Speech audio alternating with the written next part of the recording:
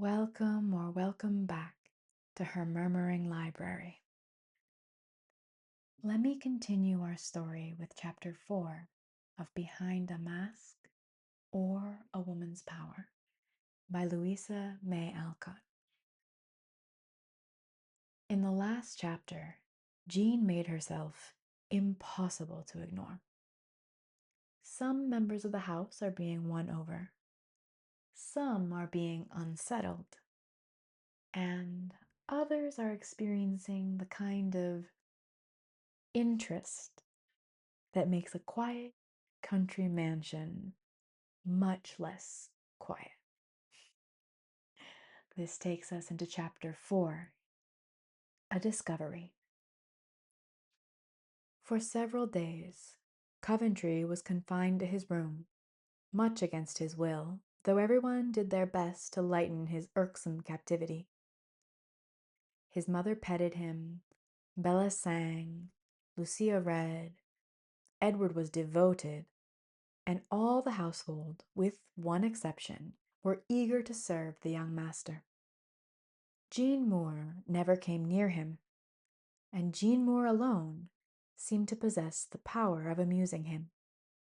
He soon tired of the others, wanted something new, recalled the piquant character of the girl, and took a fancy into his head that she would lighten his ennui. After some hesitation, he carelessly spoke of her to Bella, but nothing came of it, for Bella only said Jean was well, and very busy doing something lovely to surprise Mamma with. Edward complained that he never saw her, and Lucia ignored her existence altogether. The only intelligence the invalid received was from the gossip of two housemaids over their work in the next room. From them he learned that the governess had been scolded by Miss Beaufort for going to Mr. Coventry's room, that she had taken it very sweetly, and kept herself carefully out of the way of both young gentlemen, though it was plain to see that Mr. Ned was dying for her. Mr. Gerald amused himself by thinking over this gossip, and quite annoyed his sister by his absence of mind. "Gerald, do you know Ned's commission has come?" "Very interesting. Read on, Bella." "You stupid boy! You don't know a word I say." And she put down the book to repeat her news. "I'm glad of it. Now, we must get him off as soon as possible. That is, I suppose he will want to be off as soon as possible." And Coventry woke up from his revelry. "You needn't check yourself. I know all about it. I think Ned was very foolish, and that Miss Moore has behaved beautifully. It's quite impossible, of course, but I wish it wasn't. I do so like to watch lovers. You and Lucia are so cold, you are not a bit interesting." "You'll do me a favor if you'll stop all that nonsense about Lucia and me. We are not lovers, and never shall be, I fancy. At all events, I'm tired of the thing, and wish you and Mamma would let it drop, for the present at least." "Oh, Gerald, you know Mamma has her heart set upon it, and Papa desired it, and poor Lucia loves you so much. How can you speak of dropping what will make us all so happy?" "It won't make me happy, and I take the liberty of thinking that this is of some importance. I'm not bound in any way, and don't intend to be till I'm ready. Now we'll talk about Ned." Much grieved and surprised, Bella obeyed, and devoted herself to Edward, who very wisely submitted to his fate and prepared to leave home for some months. For a week the house was in a state of excitement about his departure, and everyone but Jean was busied for him. She was scarcely seen. Every morning she gave Bella her lessons, every afternoon drove out with Mrs. Coventry, and nearly every evening went up to the hall to read to Sir John, who found his wish granted without exactly knowing how it had been done. The day Edward left, he came down from bidding his mother good-bye, looking very pale, for he had lingered in his sister's little room with Miss Moore as long as he had dared. "Good-bye, dear. Be kind to Jean, he whispered as he kissed his sister. I will, returned Bella with tearful eyes. Take care of Mamma, and remember, Lucia, he said again, as he touched his cousin's beautiful cheek. Fear nothing. I will keep them apart, she whispered back, and Coventry heard it. Edward offered his hand to his brother, saying significantly as he looked him in the eye, I trust you, Gerald. You may, Ned. Then he went, and Coventry tired himself with wondering what Lucia meant. A few days later, he understood. Now Ned is gone, little more will appear, I fancy, he said to himself. But little more did not appear, and seemed to shun him more carefully than she had done her lover. If he went to the drawing-room in the evening hoping for music, Lucia alone was there. If he tapped at Bella's door, there was always a pause before she opened it, and no sign of Jean appeared, though her voice had been audible when he knocked. If he went to the library, a hasty rustle and the sound of flying feet betrayed that the room was deserted at his approach. In the garden, Miss Moore never failed to avoid him, and if by chance they met in hall or breakfast-room, she passed him with downcast eyes and the briefest, coldest greeting.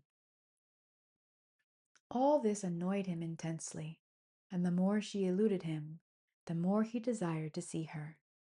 From a spirit of opposition, he said, nothing more. It fretted, and yet it entertained him, and he found a lazy sort of pleasure in thwarting the girl's little maneuvers. His patience gave out at last, and he resolved to know what was the meaning of this peculiar conduct. Having locked and taken away the key of one door in the library, he waited till Miss Moore went in to get a book for his uncle. He had heard her speak to Bella of it, knew that she believed him with his mother, and smiled to himself as he stole after her. She was standing in a chair, reaching up, and he had time to see a slender waist, a pretty foot, before he spoke. Can I help you, Miss Moore? She started, dropped several books, and turned scarlet as she said hurriedly, Thank you, no, I can get the steps. My long arm will be less trouble.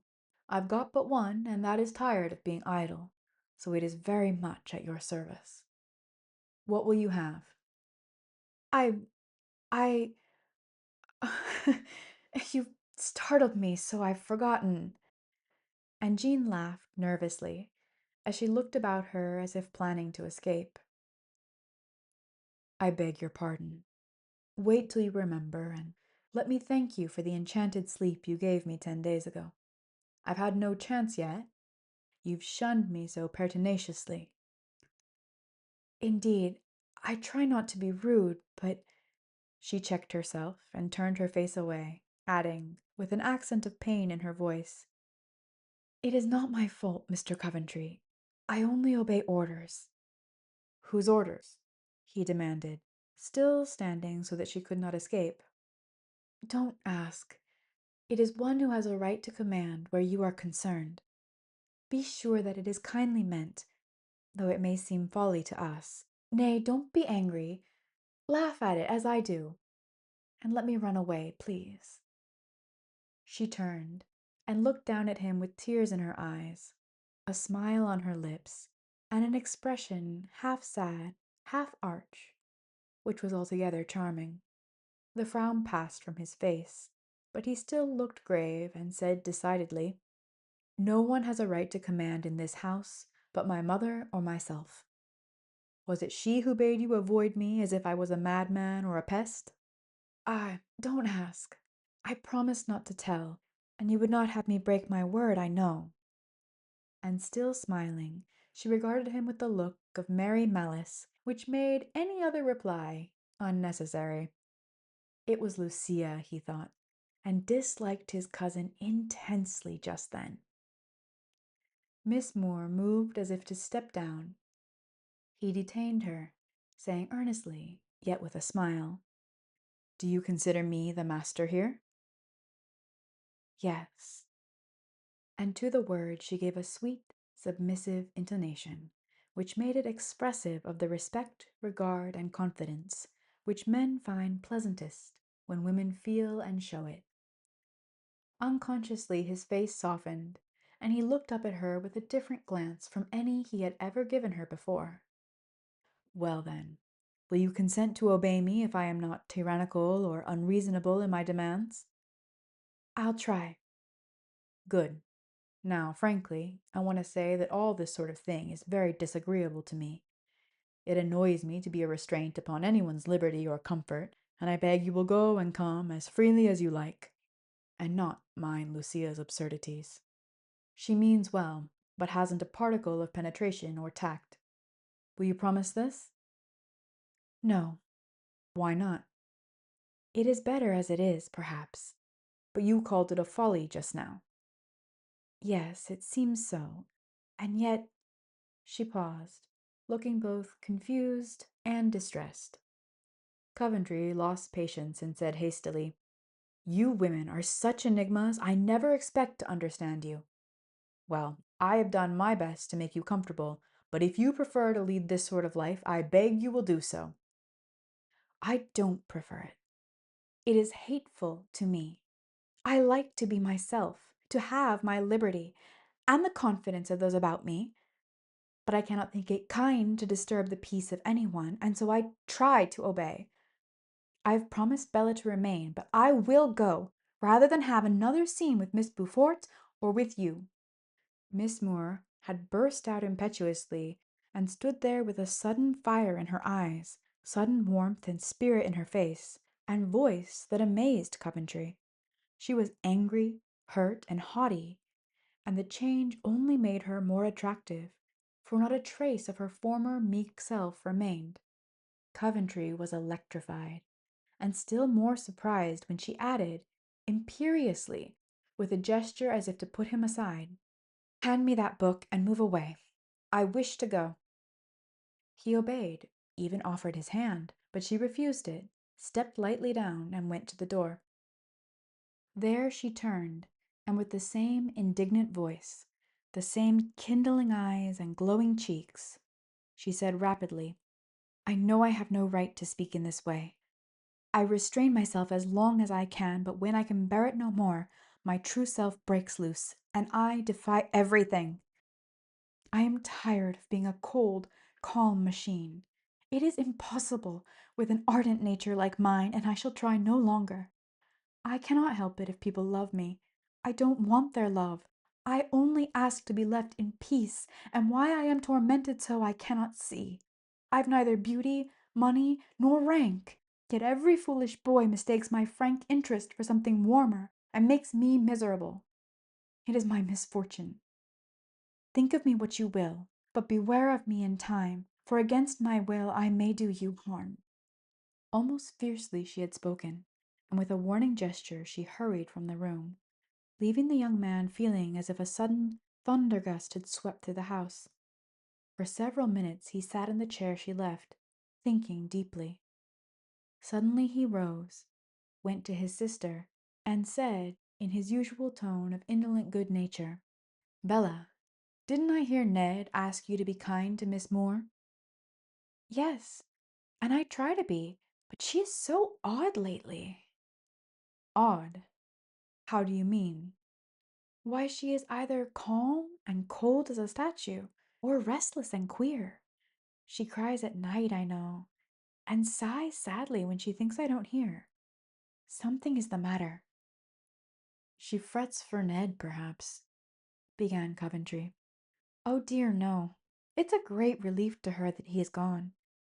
I'm afraid that she likes someone very much, and someone doesn't like her. Can it be Mr. Sidney? She called him a titled fool once, but perhaps that didn't mean anything. Did you ever ask her about him? Said Coventry, feeling rather ashamed of his curiosity, yet unable to resist the temptation of questioning unsuspecting Bella. Yes, but she only looked at me in her tragical way and said, so pitifully, My little friend, I hope you will never have to pass through the scenes I've passed through, but keep your peace unbroken all your life." After that, I dared say no more. I'm very fond of her. I want to make her happy, but I don't know how.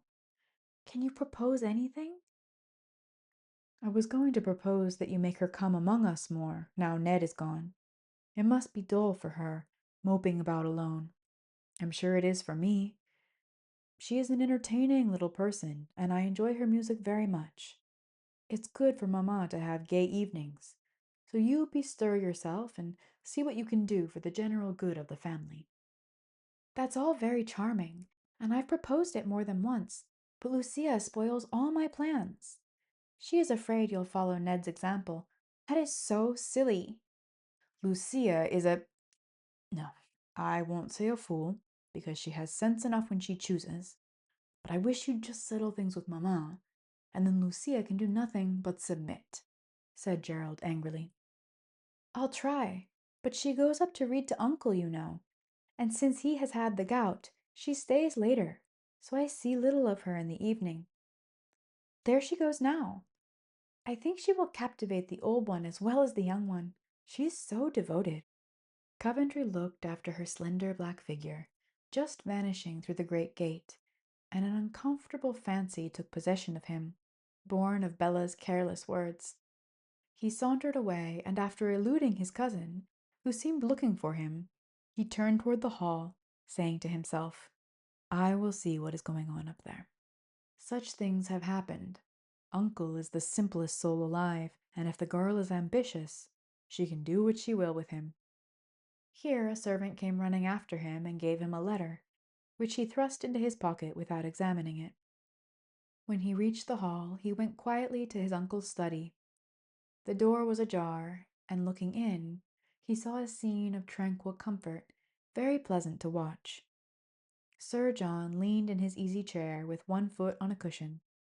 He was dressed with his usual care, and in spite of the gout, looked like a handsome, well-preserved old gentleman. He was smiling as he listened, and his eyes rested complacently on Jean Moore, who sat near him reading in her musical voice, while the sunshine glittered on her hair and the soft rose of her cheek. She read well, yet Coventry thought her heart was not in her task, for once when she paused, while Sir John spoke, her eyes had an absent expression, and she leaned her head upon her hand with an air of patient weariness. Poor girl, I did her great injustice. She has no thought of captivating the old man, but amuses him from simple kindness. She is tired. I'll put an end to her task." And Coventry entered without knocking. Sir John received him with an air of polite resignation, Miss Moore with a perfectly expressionless face. "Mother's love, and how are you today, sir?" "Comfortable, but dull. So I want you to bring the girls over this evening to amuse the old gentleman.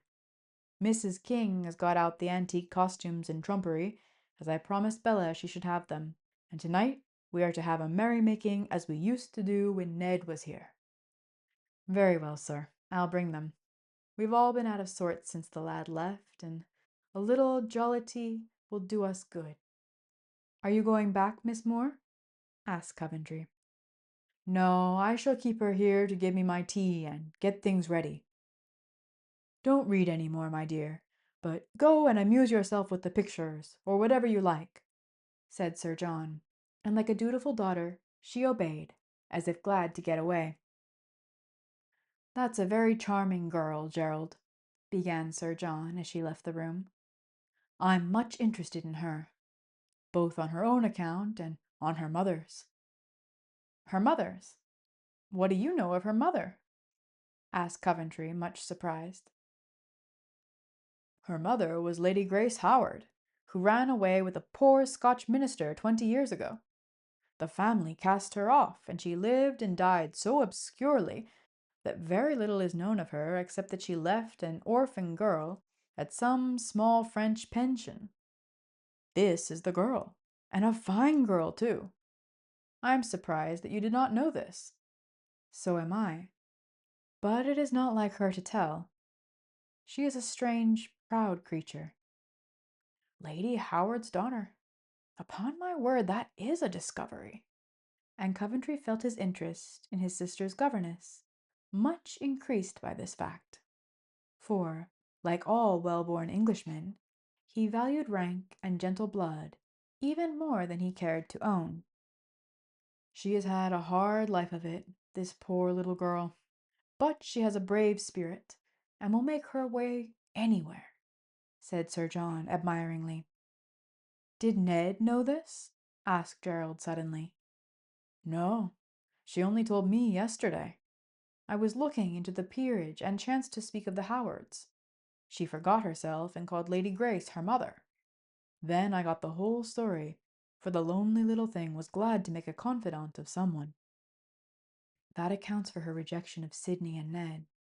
She knows she is their equal, and will not snatch at the rank which is hers by right. No, she's not mercenary or ambitious. What do you say? Asked Sir John, for Coventry had spoken more to himself than to his uncle.